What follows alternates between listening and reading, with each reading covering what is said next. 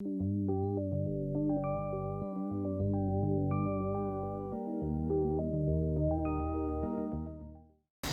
m'appelle Paul Vincent de Lestrade, je suis le réalisateur de Respire.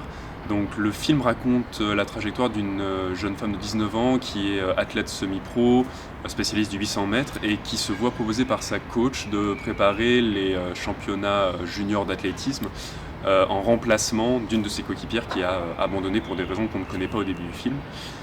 Elle va accepter et en fait on va suivre donc du coup tout son parcours, tout son parcours d'entraînement jusqu'à la compétition. En fait le film prend ce prétexte-là pour traiter assez frontalement de la question de la performance, de la quête de l'excellence et de la performance physique. Et de ce qu'on doit sacrifier, ce dont on se rend capable finalement de sacrifier pour parvenir à ces fins-là. C'est déjà une thématique que j'avais traitée dans un film précédent, un documentaire que j'ai tourné en Chine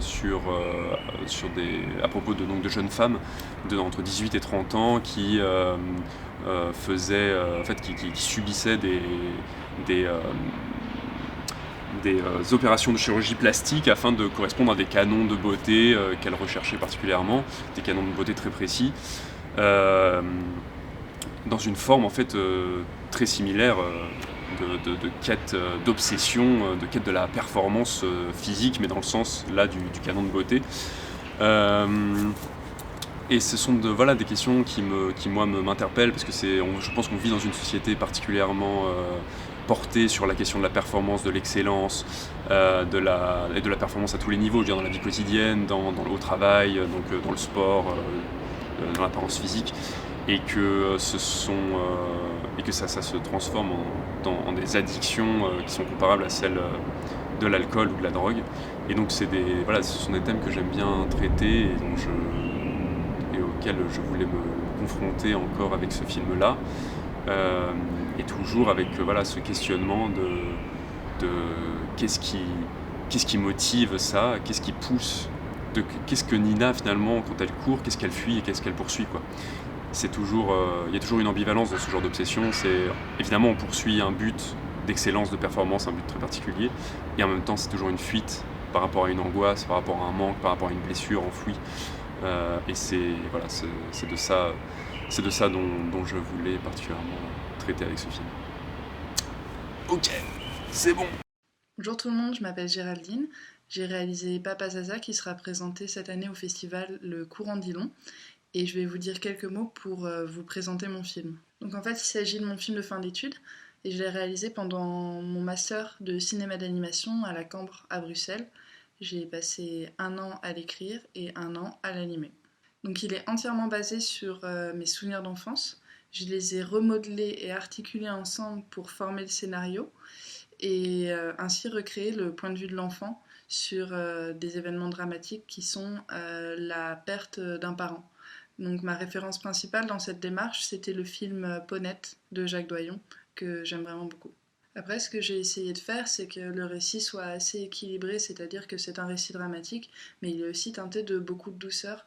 Et ça, j'ai essayé de le porter par des images à l'aquarelle avec des couleurs très douces pour apporter un peu cette nostalgie de l'enfance. Merci beaucoup pour votre attention, j'espère que le film vous plaira. Et merci à tous les organisateurs et organisatrices du festival Le Courant d'Ilon. Et bon festival à tous. Bonjour, je m'appelle Bertie Estramont, j'ai réalisé Chienne. Chienne, c'est l'histoire d'une fille qui a été violée et qui part à la recherche de son agresseur. Et en fait, on pourrait dire que c'est une histoire de vengeance, mais pour moi, c'est surtout une histoire de reconquête de soi, parce que j'avais envie de montrer le statut conquérant qui peut exister chez certaines victimes. Parce que là, en fait, ce que j'ai cherché à raconter dans cette histoire, c'est surtout le fait que Lucie décide d'écrire sa propre histoire à elle. Elle veut contrôler sa propre histoire. Et c'est en allant confronter son agresseur qu'elle va réussir à faire ça. Donc c'est absolument pas en essayant de lui refuser ce statut de victime, mais plutôt à montrer comment elle va surmonter ce traumatisme. Le processus de casting a été assez long avant qu'on trouve Martha Kanga-Antonio, donc l'actrice principale du film, qui avait déjà joué dans un long métrage. On a pris pas mal de temps parce que c'était assez difficile de trouver en même temps quelqu'un qui pouvait interpréter ce traumatisme sans aucune parole et en même temps incarner cette puissance et cette présence qui permet au personnage de finalement s'exprimer. Et après, c'est vrai que dans le processus de casting, dès qu'on a vu Martha, on s'est dit que ce serait elle et je pense qu'on a fait le bon choix. Euh, Après, au niveau des influences, je me suis surtout influencée du premier film de Andrea Arnold qui s'appelle Red Road. Et en fait, j'étais très fascinée par ce que la réalisatrice a réussi à faire, c'est-à-dire à nous intéresser à un personnage qui est complètement muet, quasiment du début à la fin du film, et dont on comprend les motivations très très tard. Et je me suis dit que finalement, c'était un processus assez intéressant qui nous permettait de se concentrer uniquement sur la mise en scène, et c'est pour ça que j'ai cherché à faire un film qui est quasiment sans parole, pour qu'on se concentre uniquement sur ce corps qui a été traumatisé, et qu'on voit en fait comment est-ce que la rage va monter, monter, monter, monter, et se transformer en violence expressive euh, comme force libératrice. Voilà, j'espère que vous allez aimer le film, et à bientôt. Bonjour, je suis Anne-Sophie Antoine, réalisatrice d'Interlude, le petit court-métrage que vous allez découvrir ici. C'est un court-métrage qu'on a réalisé dans le cadre de nos études à la Haute École de Bergerac. J'ai choisi de vous conter ici une expérience de mort imminente pour pouvoir aborder un aspect philosophique de ce qu'est la vie, d'une manière assez vague pour vous laisser l'interpréter à votre guise. Sachez toutefois que le scénariste et moi n'avons rien laissé au hasard dans cette scène. J'espère que notre petit court-métrage vous plaira, surtout que les voix y sont particulièrement belles. Alors je vous souhaite un excellent visionnage. Bonjour, je m'appelle Jean Bernard, je suis le réalisateur du Sommeil du fleuve, c'est mon film de fin d'études.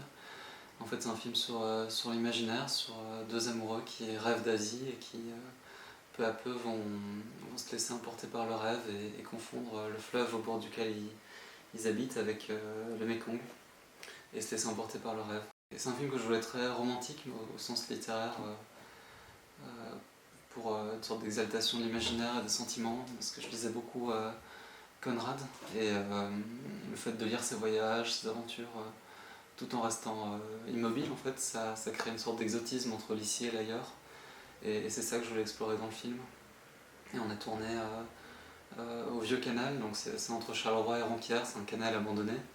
Il y a beaucoup de parties sauvages et quand on filmait là, on cherchait toujours à filmer ce qu'il y avait au-delà, quoi. Genre qu'est-ce qui nous évoquait le Mékong, ou à quel moment on avait quasiment l'impression de voir autre chose, quoi. C'est ça, c'était toujours voir au-delà, quoi, de chercher cet exotisme même dans la manière de filmer. Et avec les comédiens surtout, ça a été important de travailler pas tant la psychologie mais la sensibilité, l'imaginaire, parce qu'il fallait qu'ils réussissent à croire à ce rêve et petit à petit à se l'approprier. Et donc surtout pour Daphné par exemple, parce qu'elle elle a la moitié du film, elle est seule en fait, et elle est confrontée à elle-même en fait, et c'est une sorte de monde intérieur. Et c'est là qu'on s'est fort retrouvé en fait sur l'imaginaire, par exemple, il y a une scène où elle psalmodie un texte, elle parle très vite comme ça, et ça c'est un truc qu'elle a écrit elle-même, parce que je lui ai demandé d'écrire ce qu'elle dirait au personnage qui a disparu. Et après on l'a enregistré en studio, on a essayé de trouver une intimité dans la voix, et petit à petit c'est devenu comme une sorte d'incantation, un truc, et c'est devenu très fort, et voilà, c'était ça le travail, quoi. Mais c'était toujours un truc d'imaginaire, de se laisser emporter, parce que je pense que le film c'est ça, c'est une invitation au rêve et à se laisser emporter dans l'imaginaire. Bonjour, je m'appelle Charlotte Christin et je suis la réalisatrice de Accord perdu, un court-métrage présenté dans la programmation numéro 2 du cours en Dillon cette année. Il s'agit de mon premier court-métrage de fiction qui raconte l'histoire de Lucie, une jeune fille d'une vingtaine d'années qui va faire face à une rumeur concernant sa sexualité et plus précisément sa virginité dans son école de musique. Et pour régler le problème, elle va décider de coucher le plus rapidement possible avec un garçon, même si elle n'en a pas du tout envie. C'est un court-métrage qui touche au thème de la sexualité, mais qui parle surtout de la pression qu'on peut avoir sur notre sexualité, que ce soit une pression extérieure, le regard des autres, etc., ou simplement une pression qu'on se met à soi-même pour entrer dans le moule de la normalité et jusqu'où on est capable finalement de se pousser pour être comme tout le monde. Sur ce, je vous souhaite une très belle édition du cours En dit long 2021 et je vous souhaite également un très bon visionnage de tous les courts-métrages.